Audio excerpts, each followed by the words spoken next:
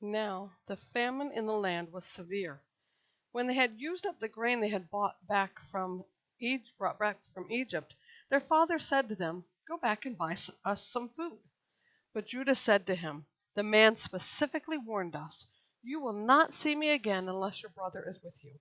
If you will send our brother with us, we will go down and buy food for you. But if you will not send him, we will not go. For the man said to us, "You will not see me again unless your brother is with you."'" "Why did you cause me so much trouble?" Israel said. "Why did you tell the man that you had another brother?" They answered, "The man kept asking about us and our family. 'Is your father still alive?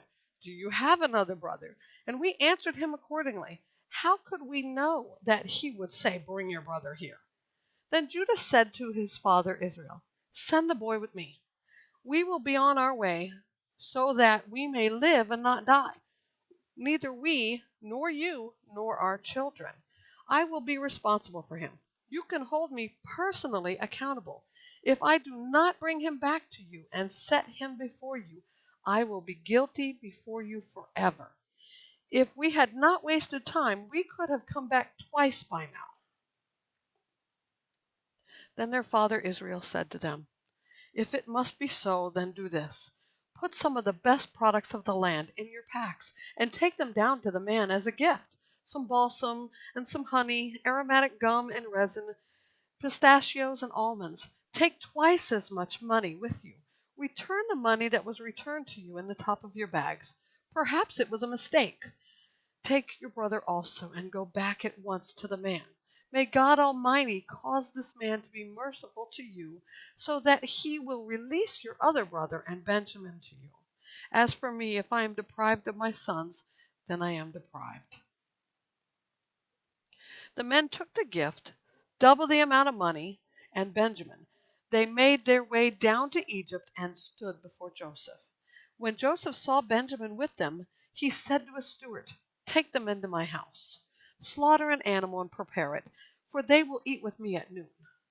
The man did as Joseph had said and brought them to Joseph's house. But the men were afraid because they were taken to Joseph's house. They said, "We have been brought here because of the money that was returned in our bags the first time. They intend to overpower us, seize us, make us slaves, and take our donkeys." So they approached Joseph's steward and spoke to him at the doorway of the house. They said, "Sir, we really did come down here the first time only to buy food.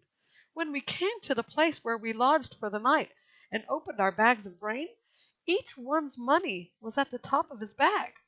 It was the full amount of our money, and we have brought it back with us. We have brought additional money with us to buy food. We don't know who put our money in the bags." Then the steward said, "May you be well. Don't be afraid. Your God and the God of your father must have put treasure in your bags. I received your money." Then he brought Simeon out to them.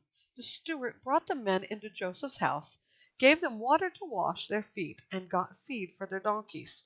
Since the men had heard that they were going to eat a meal there, they prepared their gift for Joseph's arrival at noon. When Joseph came home, they brought him the gift they had carried into the house, and they bowed to the ground before him. He asked if they were well, and he said, "How is your elderly father that you told me about? Is he still alive?" They answered, "Your servant, our father, is well. He is still alive," and they bowed down to honor him. When he looked up and saw his brother Benjamin, his mother's son, he asked, "Is this your youngest brother that you told me about?" Then he said, "May God be gracious to you, my son." Then Joseph hurried out because was overcome with emotion for his brother, and he was about to weep. He went to an inner room to weep. Then he washed his face and came out. Regaining his composure, he said, "Serve the meal." They served him by himself, his brothers by themselves, and the Egyptians who were eating with him by themselves, because Egyptians could not eat with Hebrews, since that is abhorrent to them. They were seated before him in order by age, from the firstborn to the youngest. The men looked at each other in astonishment. Portions were served to them from Joseph's table, and Benjamin's portion was 5 times larger than any of theirs. They drank, and they got intoxicated with Joseph.